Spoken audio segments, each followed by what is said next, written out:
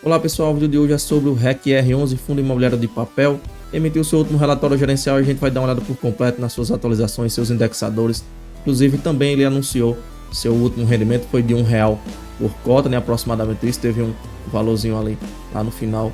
Mas enfim, arredondado aí foi R$1 por cota. A gente vai dar uma olhada, inclusive esse relatório já compõe esse rendimento. A gente vai ver ali o que teve de alteração, teve de atualização na questão monetária para a gente entender um pouco mais sobre esses rendimentos.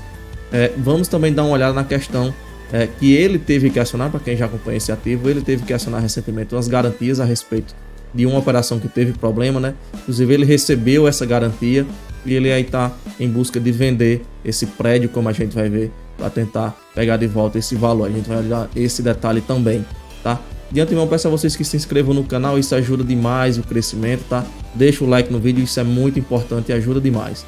Sem demora, vamos direto ao relatório. Ele vai falar aqui que no mês de maio teve aí o rendimento de R$1, né?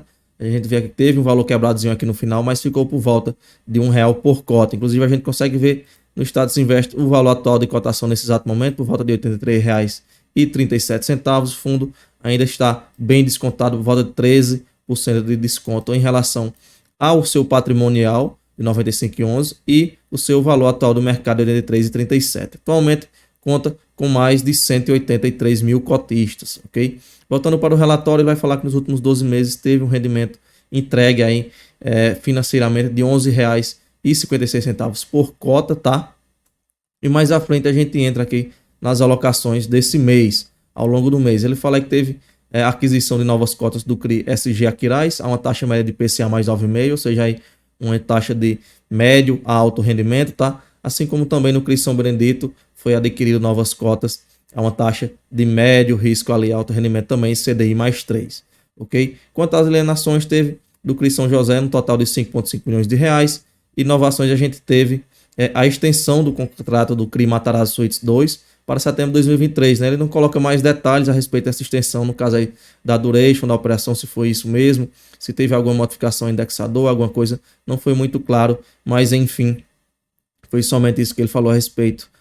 Mais à frente a gente tem a questão do CRI Morumbi Plaza, né? Que é aquela situação que eu falei no início do vídeo, lá do imóvel que foi recebido como garantia em outras suas operações, para estar como um pagamento aí da dívida no montante de 75 milhões de reais. Inclusive ele emitiu, é um fato relevante nesse período, tá? Até aqui de forma bem rápida. Tem vídeo aqui no canal explicando isso, a gente não vai entrar nesse detalhe aqui. O valor total venal aí do imóvel é de por volta de 78 milhões, né? Tá um pouco acima do valor da dívida, né? Por volta de 75 milhões, mas enfim, o fundo aí, né, busca esforços para venda aí, né? Tenta vender, busca vender ou locar esse imóvel, né? Até porque, para quem já viu no vídeo anterior, tinha a expectativa aí de ter essa demora, esse delay na venda desse imóvel para recuperar o mais rápido possível esse dinheiro dessa operação.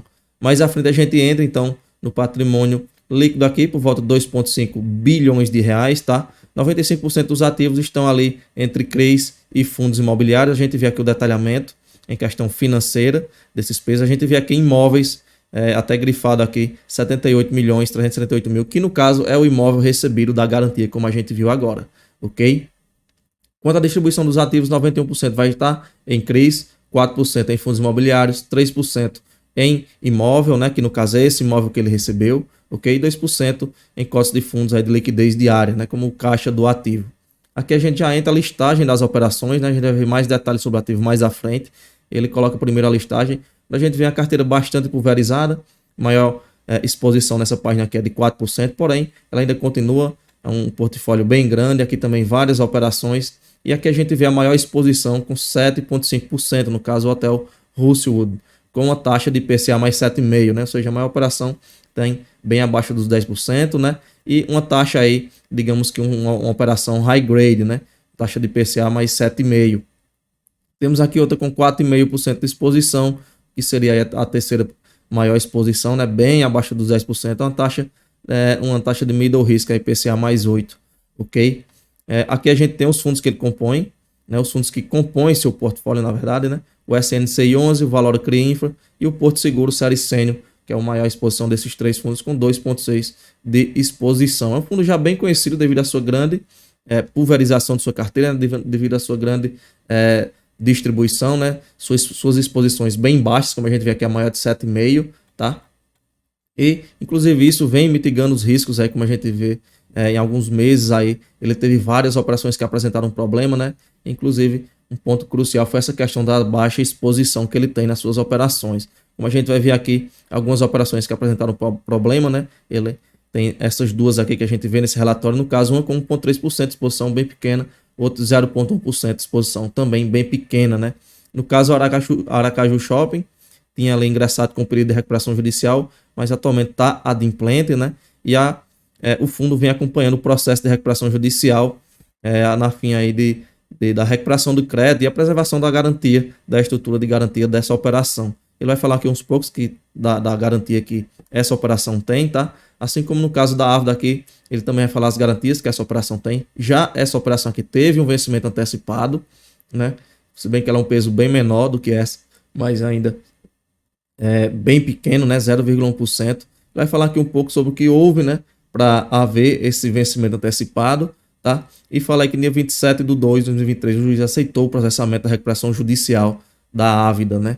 E aí, mediante o ocorrido, a gestão busca, né, vem acompanhando os trâmites legais em conjunto com os demais investidores, com o objetivo de recuperar o crédito, né, e preservar a estrutura das garantias da operação, né? Quem já acompanha esse fundo aqui vai lembrar aí que ele teve vários problemas, até recente, né? Vários problemas aí, a operação uma atrás da outra dando problema, mas enfim, conseguiu meio que mitigar o risco devido a essa exposição, mas ainda o fundo está com P sobre VP bem abaixo, como a gente viu, né? E conseguiu ainda, mesmo com isso, ainda entregar um rendimento bem interessante de por volta de R$1, o que na cotação de hoje, né? A gente vendo aqui, fazer uma conta bem rápida aqui, no preço que ele está sendo vendido hoje de R$83,37, bem próximo do valor que estava aqui de ontem quando ela anunciou, né? Vai dar um rendimento de 1,20, ou seja, um rendimento ainda bem alto, né? Com certeza essa questão dessa baixa exposição nas operações aí tem ajudado bastante, né? Isso que a gente sempre vê essa questão de volume, de peso de exposição no patrimônio do ativo, do patrimônio do fundo imobiliário. Mas enfim, continuando, quanto aos indexadores, maior parte é IPCA, a gente tem aqui uma parcela de IPCA puro, 46%, o IPCA sem variação negativa, né? Aquele famoso IPCA com proteção contra deflação, com 30%. Né? Ou seja, somando os dois aqui, por volta de 76% do patrimônio é atrelado a IPCA, temos 19% atrelado a CDI, GPM, uma fatia bem pequena, 3%, prefixado aqui bem abaixo, né? Quase zerado, mas tem uma pequena parcela aqui, né? Talvez esteja até zerado, né? Ele coloca aqui 0, às vezes quando coloca 0, porque tem algum valorzinho bem pequeno aqui, mas enfim, praticamente irrisório mesmo, que ainda tem alguma coisa. E GPM também, valor bem baixo aí, considerando somente os positivos, né? Ou seja, quem predomina mesmo é a questão do IPCA com 76% e CDI com 19%.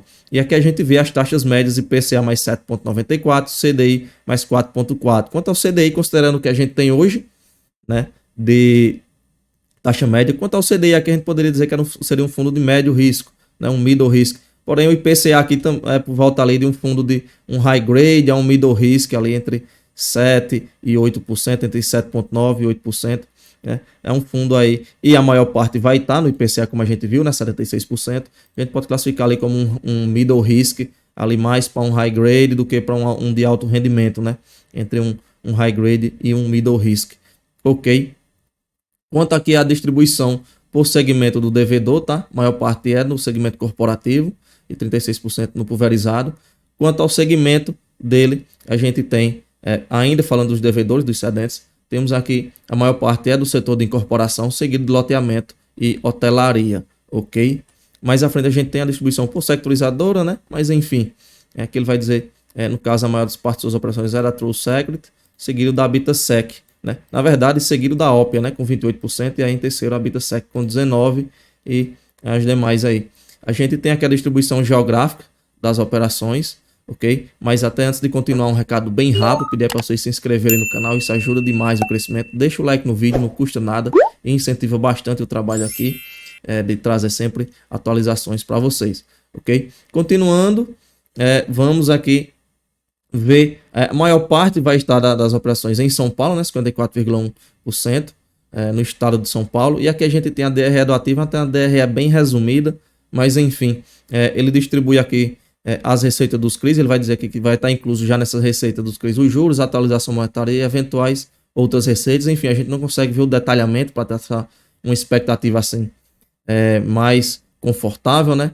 Mas enfim, ele vai distribuir aqui entre regime competência e regime caixa, né? Lembrando, regime competência é o que o fundo teria a receber naquele mês e o regime caixa é o que realmente entra no caixa do ativo.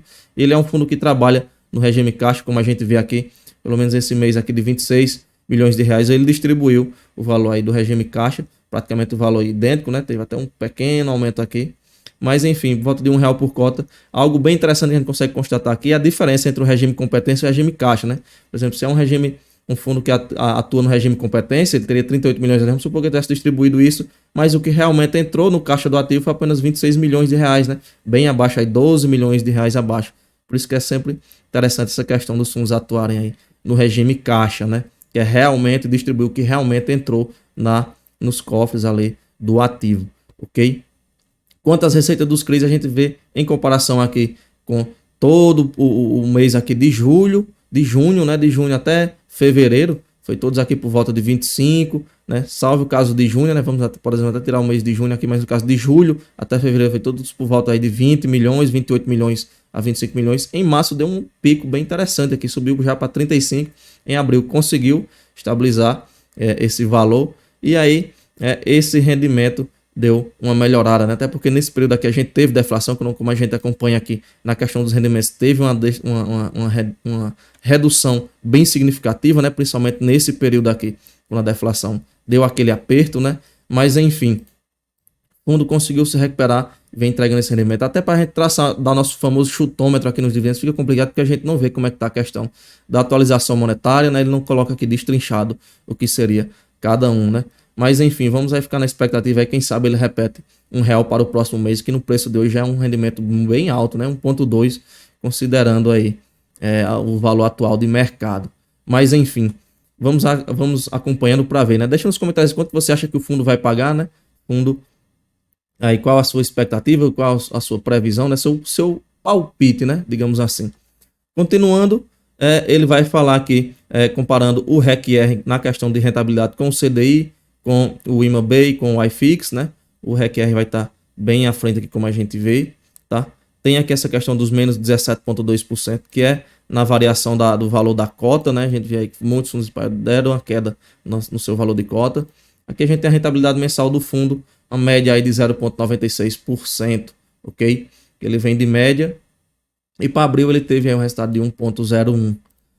Quanto aqui a distribuição por dividendo por ano, a gente vê aqui nos últimos 4 meses o acumulado foi de 4,2, tá? Se comparar aí com os outros meses, e a gente fizer aqui multiplicar aqui por 3, né, que aí seria 4 vezes 3 seria 12 meses, seria um ano, a gente vai ter aqui 4,2 vezes 3, vai dar por volta aí de 12,6, né? Ou seja, se ele mantivesse o mesmo ritmo aqui, né, essas contas aqui vai bater 12,6 no final do ano aí, valor entre o que ele entregou em 2022 e 2021, que foi o valor mais alto, né? O valor está mais próximo aqui do que ele entregou em 2022, mas claro, se ele manter, né, o mesmo rendimento do que ele vem aqui nesses primeiros 4 meses de 2023, né? Volta aí de 4,2. O ano com maior rendimento foi 2021 com 13,9 e o menor 2019 com R$9, tá? Isso aqui ele coloca até aqui em valor distribuído, né? Em reais.